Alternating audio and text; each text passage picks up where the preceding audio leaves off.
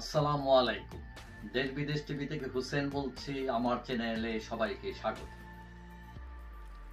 জুলাই বিপ্লবের সফলতা নিয়ে দেখলাম যে বৈষম্য বিরোধী অর্থাৎ নাগরিক পার্টি যারা আছে তারা বিভিন্ন জায়গায় কর্মসূচি করতেছে, মানে এটা হচ্ছে তাদের সাকসেস। ব্যাপারটা হচ্ছে এই রকম, বা যারা নিহত হয়েছেন তাদের স্মরণে তারা এগুলো স্মরণ করছে। কিন্তু আমি মনে করি এই যে জুলাই বিপ্লব যেটা বলা হচ্ছে, এটা পেছনে তাদের কোনো সাকসেস নেই।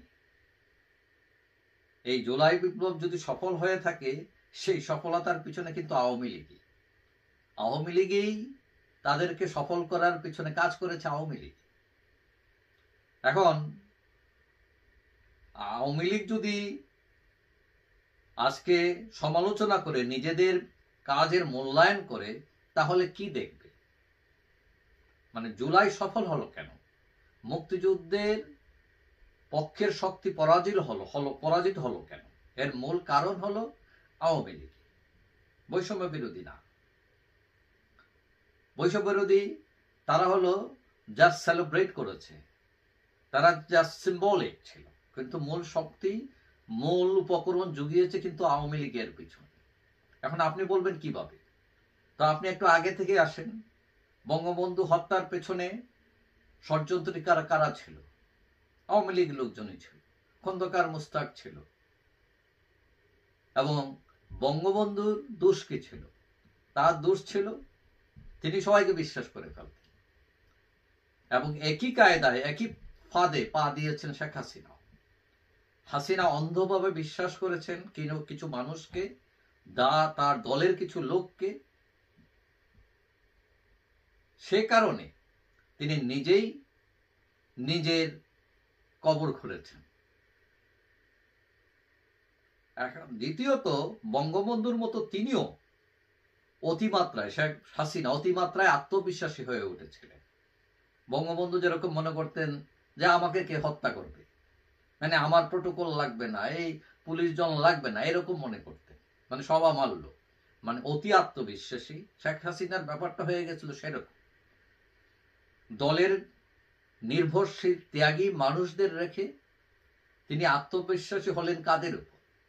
বিভিন্ন বাহিনীর উপর, গোয়েন্দা সংস্থার উপর, হাইব্রিডদের উপর, কালো টাকার মালিকদের উপর। এবং শেষে এই আওয়ামী লীগ মহান স্বাধীনতা যুদ্ধের নেতৃত্ব দানকারী আওয়ামী লীগ হয়ে গেল কি একটা বণিক সমিতি। অযোগ্য লোকেরা ঘিরে ধরল শেখ হাসিনাকে, তিনিও মোলায়েমভাবে প্রশ্রয় দিলেন তাদের। এবং এই প্রশ্রয় দেওয়ার কারণে একজন অযোগ্য লোক পরপর 3 বার সাধারণ সম্পাদক হয়ে গেলেন আওয়ামী লীগের মতো দলের। ওবায়দুল কাদের হ্যাট্রিক করলেন তিনি, যিনি আন্দোলন না থামিয়ে ঘি ডাললেন আগুনে। অলক্ষ্যে অথবা পরিকল্পিতভাবেই হোক, জুলাই আন্দোলনের সফলতা দিয়েছেন কিন্তু তারাই। আওয়ামী লীগের মতো বিশাল এক দল এই কয়েক হাজার লোককে সামাল দিতে পারবে না, এটা বিশ্বাসযোগ্য কথা? আওয়ামী লীগের উইকেট এইভাবে পড়ে গেল কেন? পড়ে গেল। এখন সামাল দেবে কারা? পরিকল্পিতভাবে মানে জান বাজি রাখা আওয়ামী লীগদের দূরে সরিয়ে রেখে গণভবনের চাবি যদি আপনি দিয়ে দেন ওই লুটেরা সুবিধাভোগী মতলববাজদের হাতে, তাহলে আপনি তো গর্তে পড়বেন।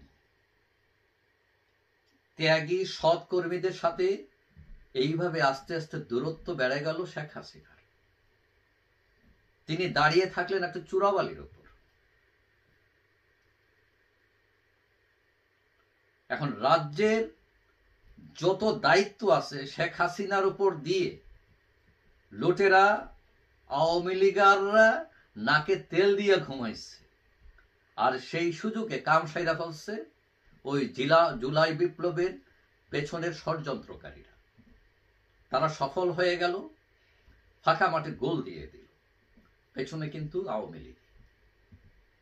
আসলে জুলাই বিপ্লব বৈষম্য বিরোধীদের সফলতা না, তারা সফল করে নাই, সফল করেছে তথাকথিত আওয়ামী লীগেরাই। তারাই পথ তৈরি করেছে, তারাই পিছন থেকে ব্যাকআপ দিয়েছে, শুধু ঝান্ডা উড়িয়েছে বৈষম্য বিরোধীরা। এখন আওয়ামী লীগের উচিত দয়া করে মানে আয়নায় মুখ দেখা, ভুল থেকে শেখা, আদর্শবানদের নিয়ে পরিকল্পনা সাজানো। তবে যদি সেই পথে আওয়ামী লীগ আসে, আওয়ামী লীগের দাঁড়াতে সময় লাগবে না। আওয়ামী লীগকে মনে রাখতে হবে যে আবার দাঁড়ানোর জন্য শর্টকাট কোনো পথ নেই, পথ একটাই, আস্তে আস্তে ধীরতা দিয়ে, সততা দিয়ে, আদর্শ দিয়ে আবার ফিরে আসা, এটাই হচ্ছে পথ। যাই হোক, সবাই ভালো থাকবেন। আশা করি দেখা হবে অন্য কোনো ভিডিওতে ইনশাআল্লাহ। আল্লাহ হাফিজ।